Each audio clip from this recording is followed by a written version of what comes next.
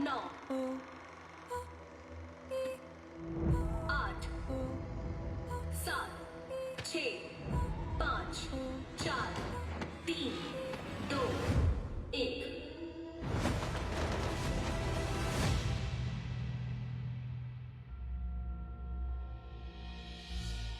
देखने में बहुत मजा आया। अच्छा, तुम दोनों ने बहुत तुम्हारा मेहनत की शुक्रिया है। यूं। तुम्हारा भी बहुत बहुत शुक्रिया। ये सीजन कैसा लगा?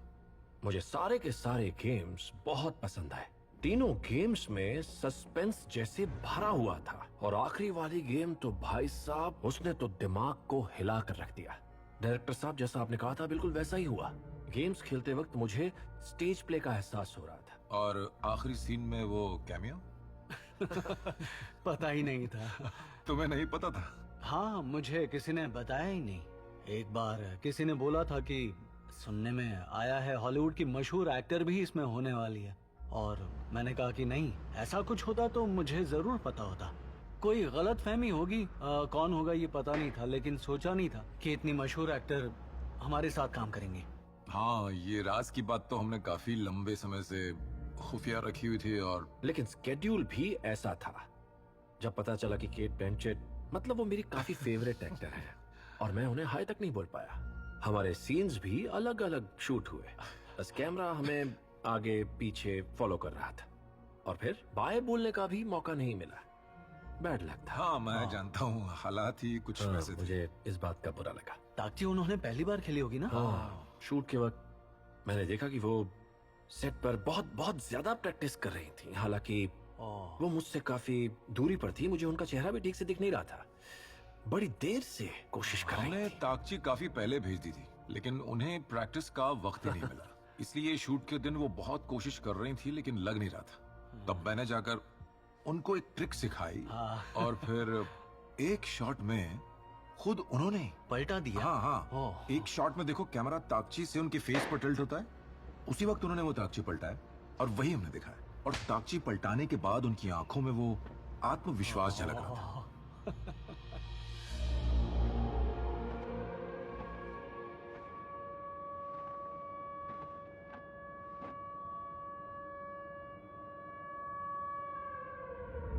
मुझे तो लगा ही नहीं था कि फ्रंटमैन इतना अहम हो जाएगा कि वो सीरीज के आखिर तक दिखेगा, पर वो दिखा।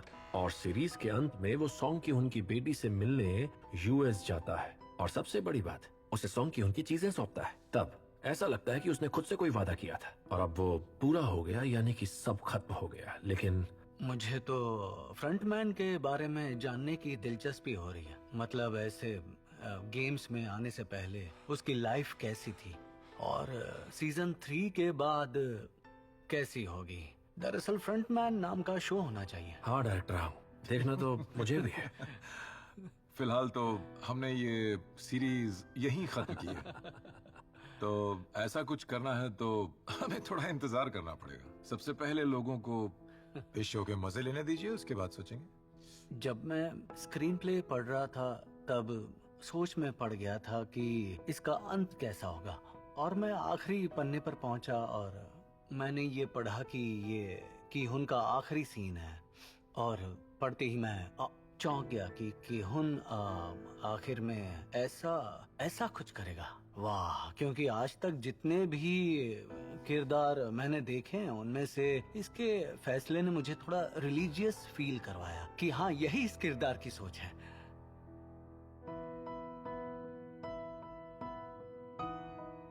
केहुन क्या करेगा, इस पर मैंने बहुत सोचा कि शो के आखिर में उसको कैसा दिखाना चाहिए। असल में मैंने एंड के लिए कुछ और सोचा था कि केहुन बच निकलता है और अपनी बेटी से मिलने जाता है, और मैं सोच रहा था कि वो खुद गायोंग से मिलने जाएगा क्या। और मैं ये भी सोच रहा था कि क्या मैं केहुन को नई रिक्रूटर से मिलते हुए दिखा सकता हूँ। लेकिन मैंने तीसरे सीजन तक लिखते हुए केहुन का कैरेक्टर इस तरह बुन दिया कि वो आखिर में ये रास्ता चुनता है, क्योंकि उसके साथ जो होता है उसी वजह से केहुन इस खेल को खत्म करने के लिए खुद भी गुनाह करता है, फिर वो चाहे किसी भी तरह का हो। सब सोचने के बाद मुझे लगा कि केहुन अपने बलिदान से हम सबको कोई गहरा मैसेज दे सकता है, जो कि इस पूरी सीरीज का सबसे सही एंड होगा, जो कीहुन के असली किरदार को दुनिया के सामने सही तरीके से पेश करेगा। हम रेस के घोड़े नहीं, इंसान है हम, इंसान है। इसी लाइन पर मैं शो खत्म करना चाहता था कि हम घोड़े नहीं इंसान हैं, और चूंकि हम इंसान हैं, हम वही करेंगे जो इंसान करते हैं। इंसान ऐसे ही फैसले लिया करते हैं जिसकी वजह से दुनिया बेहतर बन जाती है, रहने लायक बन जाती है। ये सब मैंने लिख तो दिया, लेकिन मुझे एहसास हुआ कि इतना सब एक लाइन में समझाना मुमकिन नहीं है। एक तो लोगों को ऐसे एक कैटेगरी में डालना या बांधना बहुत ही गलत होगा। ऊपर से दर्शकों को इस तरह का आदर्शवादी, नैतिकता सिखाने वाला मैसेज देना हमारी बात के असली मायने को ही सीमित कर देगा। इसलिए सोचा कि एक इंसान होने के नाते कीहुन आगे क्या कहना चाहता है वो उसके एक्शन से बता सकते हैं, यानी उस बेबी को बचाने के लिए उसका खुद कुर्बान होने का फैसला। सच कहूं तो मुझे भी ऐसा ही लगा कि अधूरा ना रहने की वजह से दर्शकों तक मैसेज आसानी से पहुंच जाएगा, और जब वो देखेंगे तो उन्हें लगेगा कि अच्छा, तो कहानी का अंत कुछ ऐसा है। फिर भी आगे की बात ना बोलने के बावजूद ऐसा लगता है कि हम लगातार दर्शकों से बात किए ही जा रहे हैं। मानो आखिरी सीन के दौरान हम दर्शकों से ये पूछ रहे हैं कि मैंने ये सोचा है और आप क्या सोच रहे हैं। मेरे दिमाग में आया कि ये सीरीज दूसरे शो से सच में बिल्कुल अलग है। अब मैं जाहिर नहीं कर पा रहा हूँ क्योंकि बहुत बड़े पैमाने पर ताकतवर तरीके से दिखाने के बजाय ये शो शायद काफी ठहराव और सावधानी से बुनी हुई एक बहुत ही खास कहानी है। इसलिए उस सीन के लिए मैं सोच में पड़ गया था कि इसे कैसे परफॉर्म करूं।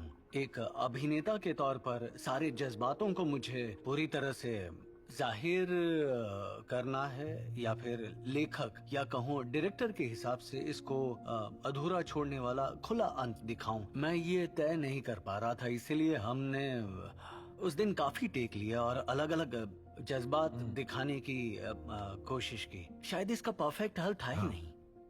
उस सीन से हमें एक सटीक जवाब मिल ही नहीं सकता। उस वक्त हमने तुम्हारे रोने वाले भी काफी टेक्स लिए थे, लेकिन आखिर में जो टेक हमने इस्तेमाल किया, यानी जो सब देख चुके हैं, वही मेरे हिसाब से कीहुन के सारे जज्बातों को सही से पेश करता है। शायद तुम तब 1 साल से डाइट करके काफी दुबले हो गए थे, फिर शूट शुरू होने पर ज्यादा कमजोर और गुस्सैल दिखने के लिए तुम और ज्यादा डाइट करने लगे थे। और सच में इसमें तुम्हारे एक्सप्रेशंस और वो बॉडी लैंग्वेज ही उस किरदार के जज्बात पहुंचा रही थी, और तुम्हें एक लफ्ज भी बोलने की जरूरत ही नहीं पड़ी। मुश्किल था ना डाइट करना। असल में मुझे तकलीफ सबके साथ खाना नहीं खा सकते थे। जब हम पूरी टीम साथ मिलकर खाना खाते हैं तब काफी अलग एहसास होता है, और वही टाइम होता है जब सबसे दिल खोलकर मिलते हैं। वो शानदार पल होते हैं। असल में टीम को जानने के लिए, दोस्ती बढ़ाने के लिए लंच टाइम बहुत इम्पोर्टेंट होता है, और मैं सबके साथ नहीं खा सकता था। इस बात का मुझे सबसे ज्यादा दुख है। मुझे लगा गाड़ी में तुम कोई स्पेशल खाना खाते हो।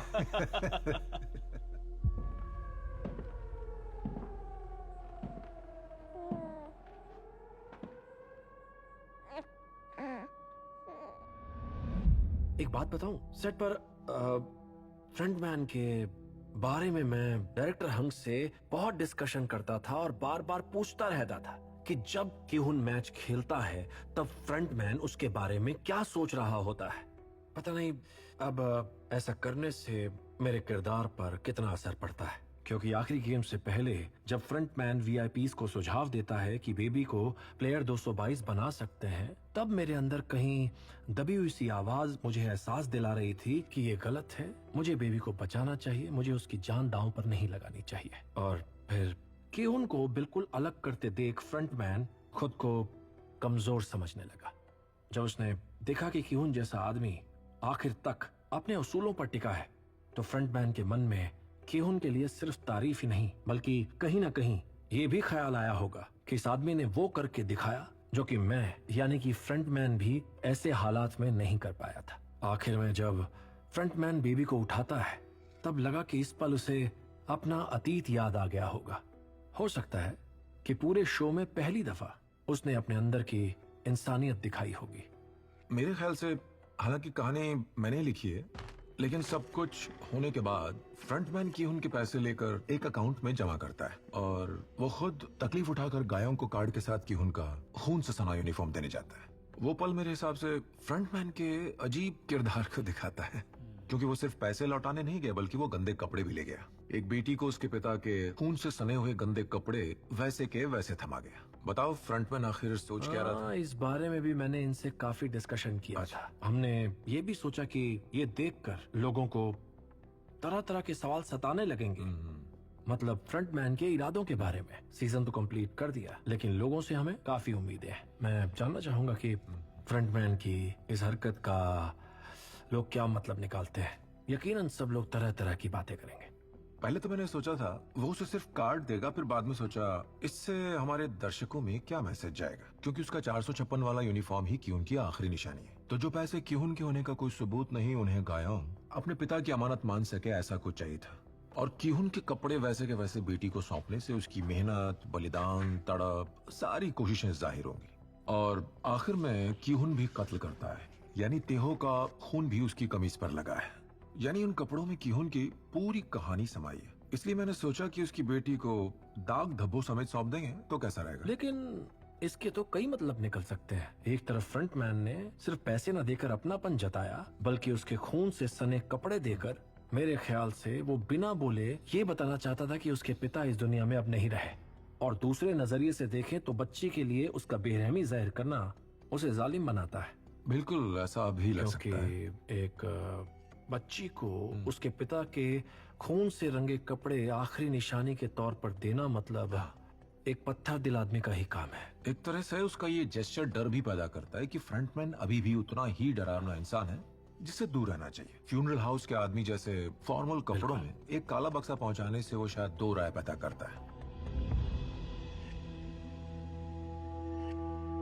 मैं ना अपने हर प्रोजेक्ट में अपने किरदार को राइटर के और डायरेक्टर के मुताबिक उसे सटीक दिखाने के लिए उस पर अच्छे से मेहनत करके उस पर पूरी पकड़ बनाकर आता हूँ। लेकिन इन्हों जैसे किरदार के लिए शुरुआत से लेकर आखिरी दिन तक मैं डायरेक्टर हांग से इन्हों के किरदार की बारीकियां पूछकर ही एक्टिंग कर रहा था। तो अब सोचता हूँ तो समझ में आता है कि इन्हों सिर्फ एक जज्बात से चलने वाला आदमी तो बिल्कुल नहीं है। उसके लफ्जों और फैसलों के पीछे ख्यालात और जज्बातों का एक ढेर होता था। जब उसने खंजर देने का फैसला लिया तब पक्का उसके पीछे क्यून को बचाने का मकसद होगा, क्योंकि क्यून के लिए उसके दिल में एक खास जगह बन गई थी।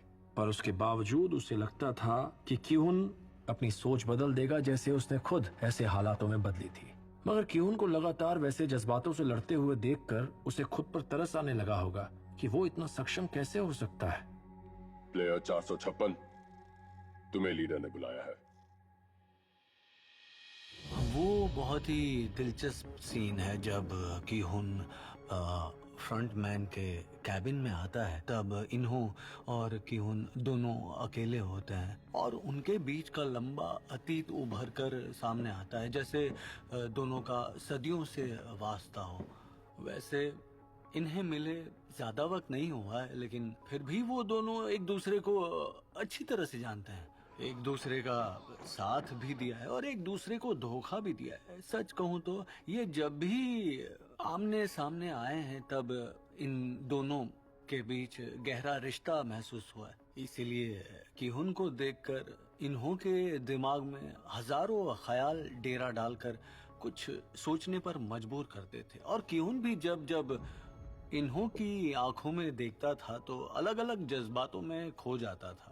तो इन्हों किहुन को देखते हुए सोचता होगा कि ये अब क्या करेगा, और मतलब असल में उसका फैसला जानने के लिए तड़पता होगा कि वो क्या सोच रहा है। और किहुन भी उस वक्त काफी परेशानी में होगा कि आखिरकार क्या फैसला लेना चाहिए, या फिर सोच रहा होगा कि ये फ्रंटमैन धोखा देकर भी उसे ये मौका क्यों दे रहा है। खास शख्सियत वाले ऐसे दो लोग जब कमरे में बंद होते हैं तो माहौल संगीन हो जाता है। यार मुझे वो सीन बहुत पसंद आया सच में। मैं सच कहूँ तो ये सीन लिखते वक्त और तुम दोनों के साथ शूट करते वक्त भी काफी देर तक सोच रहा था कि लिमोजिन में दोनों की पहली मुलाकात होती है और तुम कीहुन से कहते हो कि तुम लोग घोड़े हो, और अब चोंगबे को मारने के बाद मुलाकात होती है तो तुम दोनों के जज्बातों को पेश करना मेरे लिए इम्तिहान जैसा था। बल्कि कीहुन उस खंजर से इन्हों को मारने की कोशिश करेगा ऐसा भी सोचा था, क्योंकि ये सही मौका हो सकता था। मेरे लिए वो सब एक्सप्रेशन से जाहिर करना सबसे मुश्किल था, राइटर के नाते भी और डायरेक्टर की हैसियत से भी बहुत ही चैलेंजिंग काम था। देखा जाए तो कीहुन को बहका कर बुरी तरह धोखा दिया गया, लेकिन कई दफे ऐसा भी हुआ है कि उसने इन्हों पर पूरी तरह भरोसा दिखाया है। जैसे कि वो कीहुन को अकेले में बुलाता है और चेहरा दिखाकर मौका देता है। ऐसे मौके पर कीहुन के दिमाग में वो यादें, वो ख्यालात और जज्बात घूमने लगते हैं, जिसके चलते इन्हों की जान लेना उसके लिए इतना आसान नहीं होता। और जैसा कि पहले इन्होंने कहा था, बेबी की जान बचाना सबसे ज्यादा जरूरी है और ये इन्हों की बात पर ही निर्भर करता है। ये बात इस सीन से पहुंचाना बहुत जरूरी था, और अब देखकर पता चल गया होगा कि फाइनल सीन में तुम दोनों ने शानदार काम किया है। हालांकि इन्हों की अंदर से यही ख्वाहिश होगी कि अब कीहुन अड़ियल की तरह इंसानियत की रट लगाना छोड़कर बाकियों को मार दे और उस बेबी के साथ इनाम लेकर जिंदा निकल जाए। तो मेरे हिसाब से इन दोनों में सबसे बड़ा फर्क ये है, क्योंकि इन्हों एक प्लेयर था, तब उसे सेबियोक जैसा कोई शख्स नहीं मिला जो हकीकत से वाकिफ करे। कीहुन को सेबियोक मिली, इसलिए उसके अंदर की इंसानियत जिंदा रही। इसलिए मेरे हिसाब से सीजन 1 का सबसे इम्पोर्टेंट सीन वो हो सकता है जब कीहुन सांगू को मारने जाता है। तब हाथ में चाकू होता है, पर सोए हुए सांगू के पास पहुंचने पर सेबियोक वही बात कहती है और कीहुन का मन बदलता है।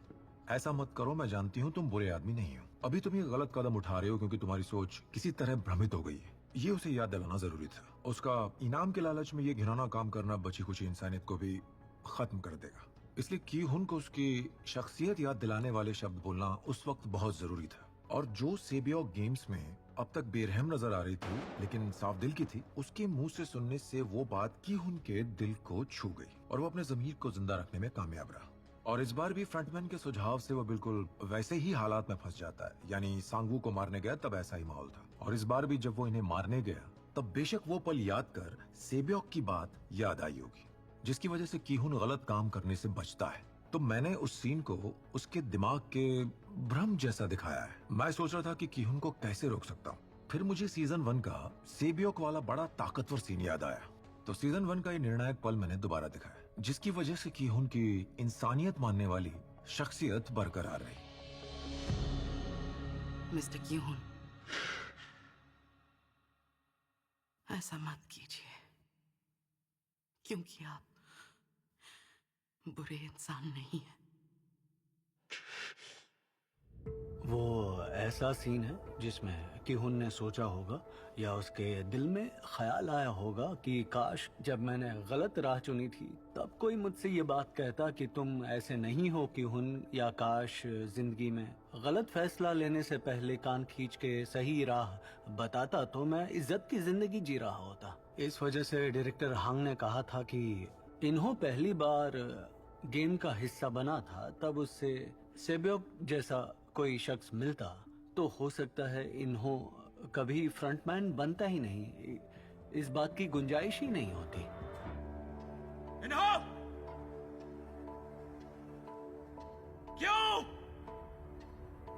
क्यों किया तुमने ये?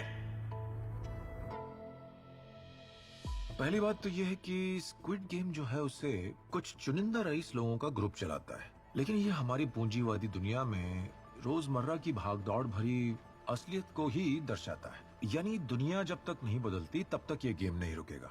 वैसे कोरिया में ये गेम कीहुन की कुर्बानी के साथ ही खत्म हो गई है, पर मैं ये दिखाना चाहता था कि कहीं किसी और जगह ये गेम चल रही होगी, क्योंकि पूरी दुनिया अभी तक बदली नहीं है, सब वैसा ही चल रहा है। और अगर हमने कहानी को खत्म किया होता तो दर्शक नाराज होते, ऊपर से हमारा वापसी का रास्ता बंद हो जाता।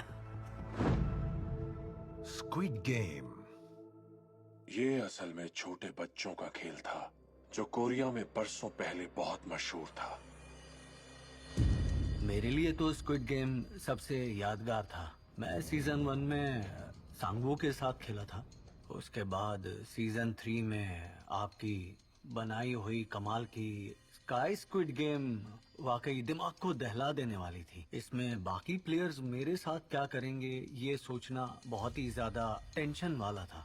वो मेरे लिए भी शूट करने में काफी टेंशन वाला काम था। आपको भी टेंशन था? हाँ, ओह, क्योंकि आखिरी गेम थी सीरीज की, यानी फिनाले नहीं ग्रैंड फिनाले था, तो मैं भी बेस्ट देने के प्रेशर में शूट कर रहा था। देखा जाए तो गेम वैसे काफी सिंपल थी। असल में इसमें कई लोगों की आपसी बातचीत काफी ज्यादा थी, तो इसे मजेदार बनाना, फिर किसी के गिरते वक्त टेंशन बिल्ड करना, ट्विस्ट लाना, इस सब को लेकर मैं काफी नर्वस था। ऊपर से सारे सीन क्रोमा बैकग्राउंड में शूट हो रहे थे, तो दर्शकों को ऊंचाई वगैरह कैसे दिखाना है ये सोचकर शूट करना काफी टफ काम था। कौन से एंगल से कैसे फ्रेम सेट करना है इसका हर पल ख्याल रखना था। मेरे लिए हमेशा से थकाने वाला काम था, क्योंकि मुझे ये सीन सबसे मजेदार और हर तरीके से बेहतरीन बनाना था, और थकान महसूस हो रही थी तो मुश्किल सीन था। दर्शकों के नजरिए से कहूं तो 6 लेग पेंटाथलॉन गेम खेलने का आइडिया बहुत ही कमाल का था, क्योंकि लगभग सभी एक दूसरे के दुश्मन थे, फिर भी सभी टीम बनकर खेले। ऊपर से सबके नए नए रंग देखने को मिले, जो काफी मजेदार था। तो मेरे हिसाब से 6 लेग पेंटाथलॉन गेम का आइडिया सच में बहुत ही शानदार था। हाँ, और इस बहाने फ्रंटमैन को ये दिखाने का मौका मिला कि जब वो इनो था और स्क्विड गेम खेला था तब वो कैसा रहा होगा। उसे अपने दबे हुए जज्बात, फिर वो खुशी हो या डर, सब कुछ दोबारा जाहिर करने का एक मौका मिला था। तो इस सीन में एक्टिंग करते हुए भी मैं डायरेक्टर हांग से ये सवाल करता रहा कि किस हद तक एक्सप्रेशन से ये सब जाहिर करना है। लेकिन अब याद करता हूँ तो वो काफी मजेदार और ऐसे पल थे जिन्हें मैं जिंदगी भर भूल नहीं पाऊंगा। जब तुम खुद को थप्पड़ मारते हो वो देखकर मजा आया। तुम लट्टू पर रस्सी लपेटते लपेटते जो हटो हटो हटो जगह दो एकदम नेचुरल लगा था, बच्चों जैसा।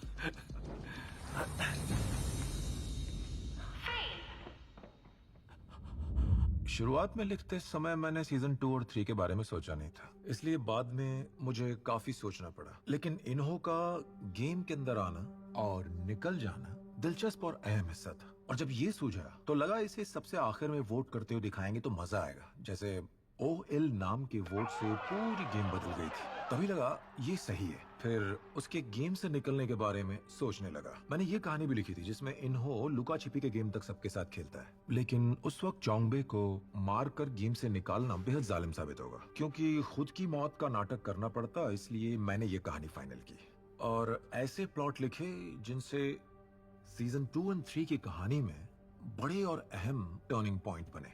और सीजन 3 का सबसे बड़ा फैसला तो प्लेयर 222 की बेबी को जन्म देने का था, ताकि उसे बचाना कीहुन का मिशन बन जाए, जिसके चलते नन्ही जान के लिए वो खुद कुर्बान हो गया। इतने कड़े फैसले लेने वाले हालातों को लिखते वक्त सबसे पहले ख्याल आया मुझे ये कहानी दिखानी चाहिए। मैंने जो स्क्विड गेम लिखना शुरू किया था वो ऐसे मोड़ पर आकर रुकना चाहिए जिससे वो लोगों को हमेशा याद रहे। तो इस ख्याल से ही मुझे खुद पर गर्व महसूस हुआ और कीहुन के जज्बातों को अपने दिल की गहराइयों से महसूस करने लगा।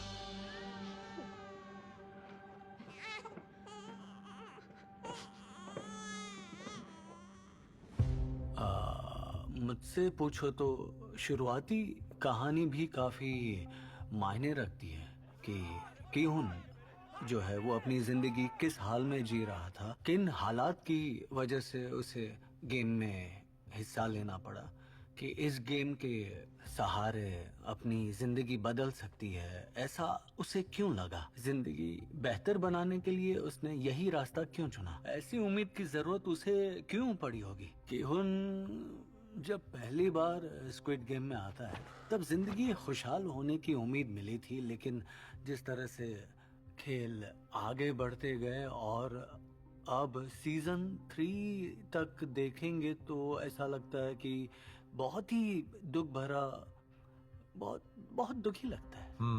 सांगू की मौत के बाद वो दुख और खालीपन महसूस हुआ। वैसे सांगू प्रैक्टिकल बंदा है और सोच समझ कर चलता है, और देखा जाए तो खुदकुशी करना भी उसका काफी जायज फैसला है। अगर वो कीहुन की मानकर गेम खत्म कर देता तो किसी को कुछ भी हासिल नहीं होता, बल्कि उन दोनों के सामने कर्ज का राक्षस दोबारा खड़ा हो जाता। उसके सोच विचारी स्वभाव और वास्तववादी दिमाग ने उस पल खुदकुशी करने का कड़ा फैसला लिया, ताकि वो नहीं तो कम से कम कीहुन ही वहां से इनाम जीत कर जा सके। और मुझसे बहुत बार लोगों ने ये बोला था कि सबको वोटिंग से गेम छोड़ने का मौका मिला था, फिर भी अपनी बेरहम हकीकत से बचने के लिए वो वापस गेम में हिस्सा लेने पहुंच गए। अक्सर इस तरह के गेम्स में प्लेयर्स वहीं फंस जाते हैं और वापस निकलने की कोशिश में ही सब खत्म हो जाता है। लेकिन यहाँ पर लोकतांत्रिक प्रक्रिया की मदद से वो कभी भी गेम छोड़ सकते हैं। हालांकि वो वापस सिर्फ बाहर की दुनिया के डर से ही आते हैं। आखिरकार ये गेम कोई एकदम अनोखी या खास वगैरह नहीं है, बल्कि हमारी दुनिया में मुश्किलों से गुजरने वालों को जिन हालात का सामना करना पड़ता है उसी को दिखाने की कोशिश है। सच कहूं तो इस तरह के शोज में स्क्विड गेम के जैसे सेट और ट्विस्ट मुश्किल से ही आजकल इस्तेमाल किए जाते हैं। और मुझे ये समझ में आ गया कि दर्शकों को भी यही बात बहुत पसंद आई, सबको हैरत हुई और शो देखने में ज्यादा मजा आया। सब लोग अलग अलग परिस्थितियों से लड़ रहे होते हैं, इसलिए वो मजबूर होकर गेम में लौटते हैं। गेम में लौटना ही दुख भरा हिस्सा है। इसलिए तो प्लेन में बैठकर जाने के लिए कहा था, वापस क्यों आए? हाँ, उसी बात का तो दुख है। प्लेयर 456, आज भी लोगों पर भरोसा करते हो? ये सीरीज देखने के बाद मैं यही दुआ करूंगा कि हर एक की जिंदगी में सेबियोग जैसा कोई आए जो गलत काम से रोके और हमारे अंदर की अच्छाई को जगाए, हमारी शख्सियत का सम्मान करे और जरूरत के वक्त सही शब्दों में समझाकर हमारी इंसानियत को मिटने से बचा ले। ऐसे लोगों का जिंदगी में होना बहुत मायने रखता है, क्योंकि उन्हीं की बदौलत हम इस बेरहम दुनिया में राह से बिना भटके, बिना खुद को खोए समझदारी से आगे बढ़ सकते हैं और मुसीबत से सही सलामत निकल सकते हैं। तो अपने आसपास ऐसे लोगों को बनाए रखें और खुद भी दूसरों के लिए ऐसे शख्स बनने की कोशिश करें। मेरे हिसाब से इस सीरीज से यही सीख लेनी चाहिए। मुझे ना शूट के दौरान ऐसा लगा कि जो कहानियां आपने पेश की हैं वो कहीं ना कहीं सारी मन घड़ंत नहीं है, बल्कि हमारे आसपास ही घटने वाली कई घटनाओं को इकट्ठा किया है। तो हमारा लिया हुआ हर फैसला, फिर चाहे वो अच्छा हो या फिर बुरा फैसला हो, वो हमने अंतर्मन के हिसाब से लिया होता है। और जब अलग अलग लोगों का एक जैसी परिस्थिति में एक दूसरे से सामना होता है, जैसा कि सब इस सीरीज में देखते आ रहे हैं कि जितने भी खिलाड़ी हैं सबकी अलग अलग सोच है और सभी अपने नज़रिए से फैसले लेते हैं। और इस वजह से कि हुन अक्सर अपने दिल की बात सुनकर ही आगे बढ़ता है और अपनी सोच और फैसले पर आखिर तक अटल रहता है। देखा जाए तो दरअसल हमारे लिए रोजमर्रा की जिंदगी में अपने ज़मीर के साथ चलना बहुत ही आसान होता है और जिंदगी भर नेक और सही सोच के सहारे जीना इतना भी मुश्किल नहीं है। पर क्या करें, इंसान की फितरत ही ऐसी है कि वो लालच में आकर गलत फैसला लेता है और जीता हुआ भी सब हार जाता है। मुझे ये एहसास हुआ कि हमें खुद के बारे में जानने के ऐसे मौके मिलने चाहिए ताकि हम खुद को और भी बेहतर बना पाएं। सच बोलूं तो मैं स्क्विड गेम को तहे दिल से बहुत बहुत शुक्रिया कहना चाहूंगा, जिसकी बदौलत हमारे कई एक्टर्स को पूरी दुनिया में एक नई पहचान मिली। और मुझे उम्मीद है कि स्क्विड गेम देखकर दर्शकों ने डायरेक्टर हांग के पुराने प्रोजेक्ट्स को भी देखा होगा। और ये भी उम्मीद करता हूँ कि आगे चलकर इस सीरीज से जुड़े लोगों के जितने भी प्रोजेक्ट्स आएंगे, दर्शक उन्हें भी हमारी स्क्विड गेम जितना ही प्यार देंगे। आप सबका शुक्रिया। बहुत बढ़िया दोस्तों। आपके साथ काम करके बहुत खुशी हुई। आपका भी शुक्रिया।